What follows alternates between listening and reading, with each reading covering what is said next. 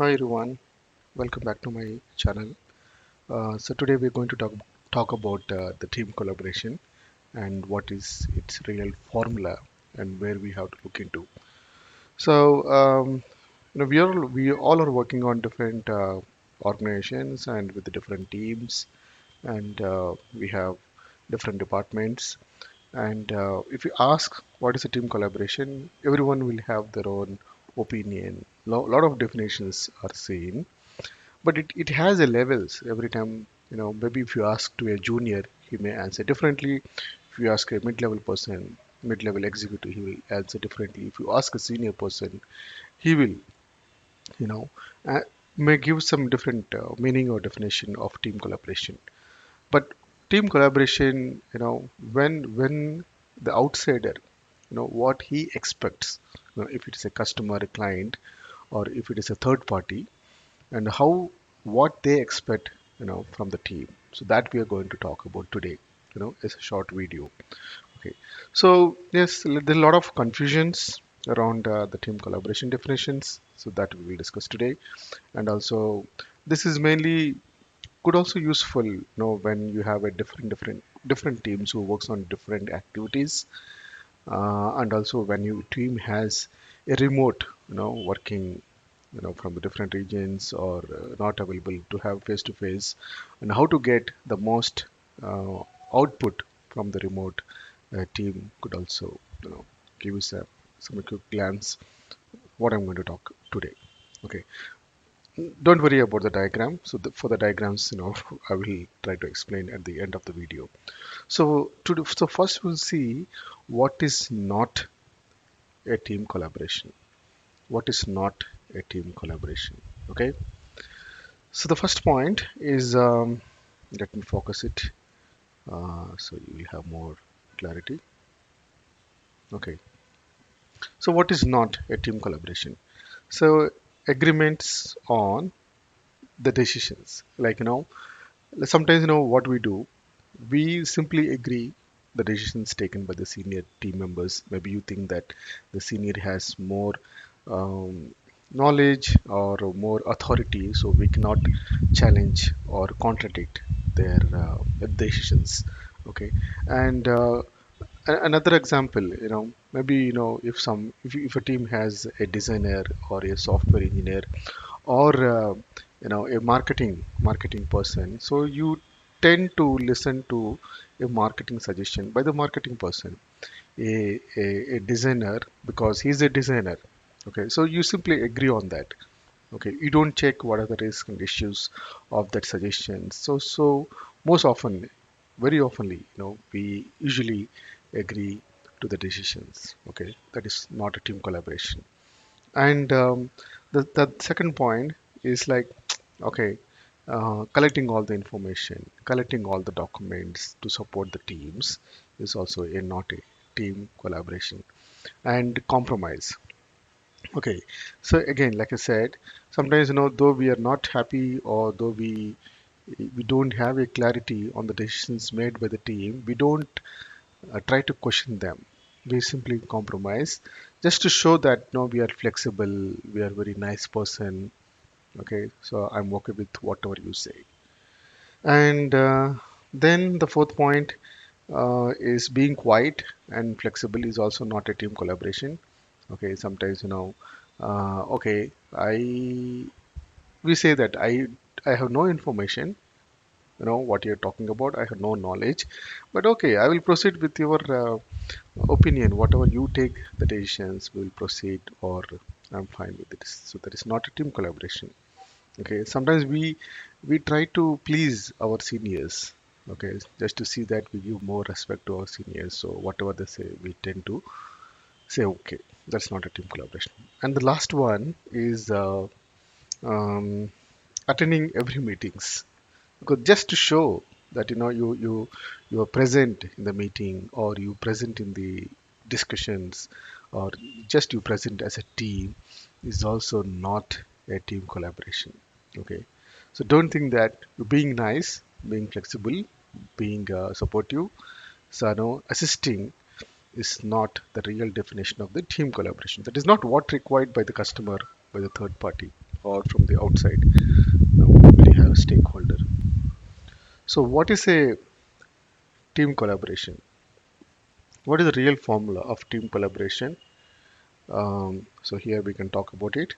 So bring necessary skills, bring necessary knowledge and information. Okay. So for example, when I say bring necessary skills, necessary information means do some research. If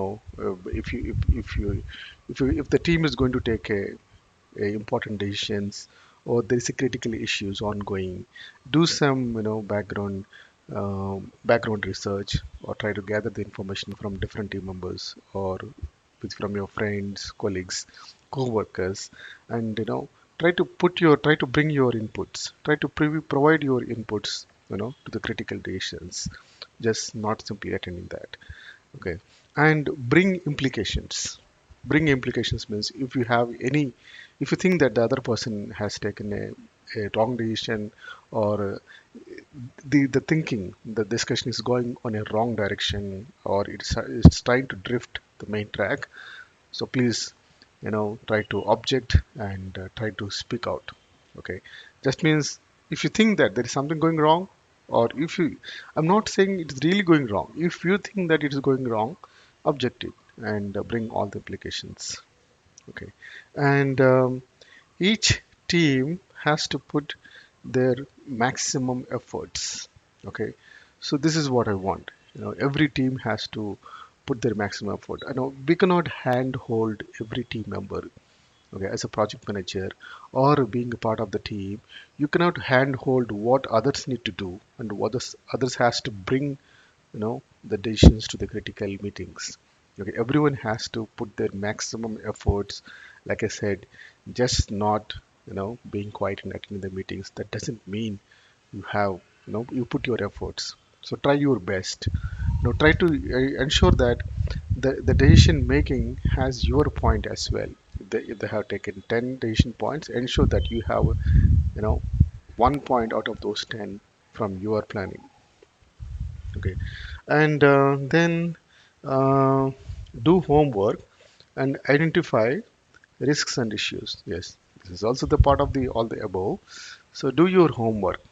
Like, like homework means maybe you can put some, you know uh, some kind of uh, mock, or some kind of prototype kind of a story maps you can draw.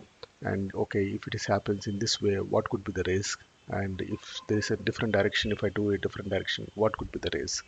Okay. um, for example, you know maybe if you want to market a product into a different countries, what could be the you know requirements of each country, before you send the product for the marketing. So do all your research. Just not, you're not going to listen. You need to have a, more interactive and more inputs. So do your homework before taking attending any meetings, or any critical discussions. Every point has a lot of information or meanings behind it. Because to make this video too short, I'm trying to make it much faster. Okay. And then bring different solutions to your problem. Okay, if there is a problem, yes, it's not like, try to bring more solutions for a single problem. Okay, it could be a long goals, short goals. If you go in a shortcut, or if you make it in a short length, what could be the solution and what could be the outcome? Okay, you need to have different solutions for a single problem. Okay. And what is the next one? Everyone should aware what customer need.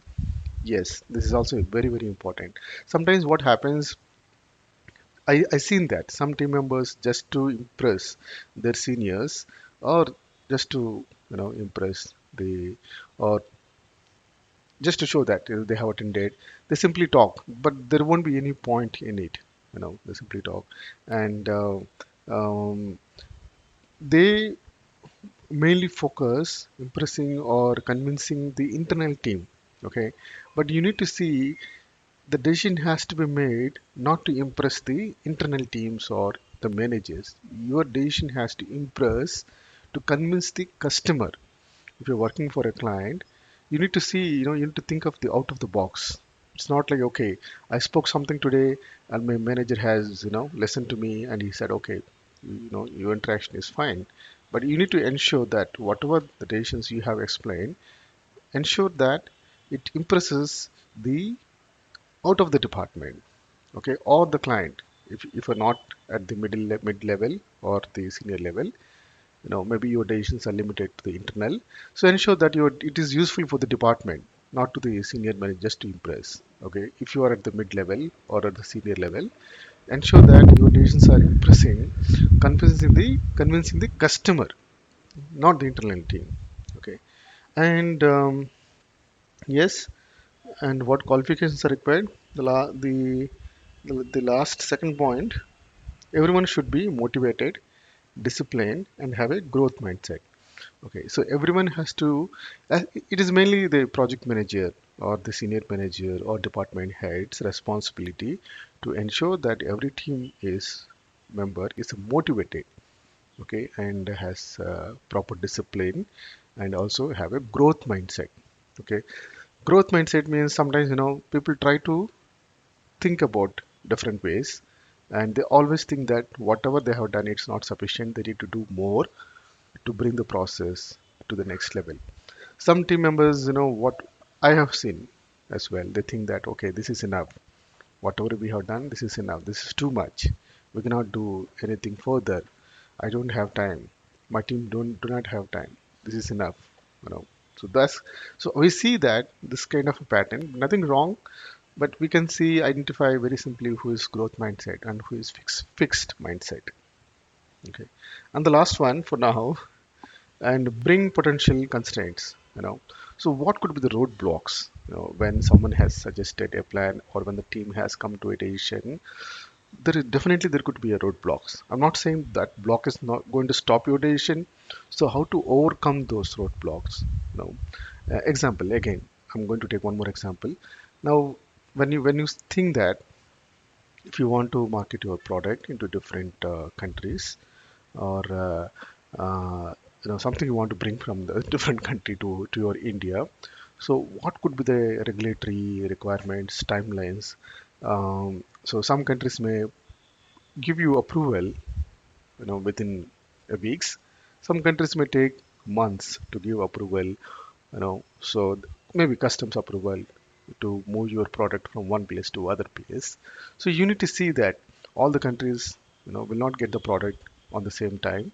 Some countries may delay. So if there is a delay, what should be done? So this kind of roadblocks you need to identify and bring to the table, bring to the discussion. So okay.